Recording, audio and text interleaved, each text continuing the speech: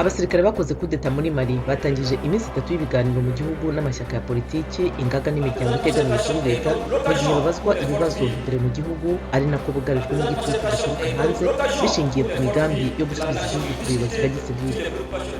Muri Sudani y'Epfo abaturage baragerageza kubuza amazu batuyemo n'ay'ubucuruzi gutwarwa n'imyuzure yaturutse ku mvura nyinshi yaguye muri leta ya Jonglei.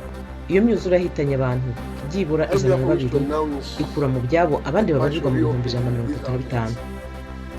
Perezida wa Zambia Edgar Lungu yatangaje ko mu buryo bwo kugerageza utubari mu gihugu hamwe n'inzu z'urubyiniro bizongera gufungurwa kuva ku wa Gatanu kugeza ku Cyumweru hagati ya saa 12 kugeza saa 5 z'ijoro. Muri Maroc intumwa z'ubuyobozi buhanganye ejo zemeranijwe ku bizashingirwaho mu gushyiraho inzego zikomeye z'igihugu. Biri mu itangazo impande zombi zihuriyeho. Bazasubira mu biganiro mu mpera z'uku kwezi.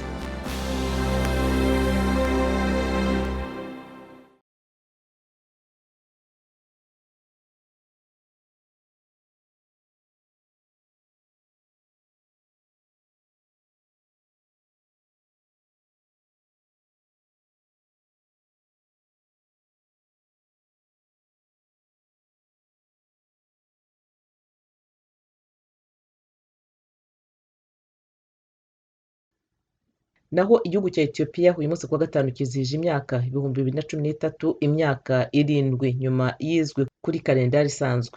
Ibirori byakozwe mu buryo bworoheje ahanini kubera icyorezo cya virusi ya corona.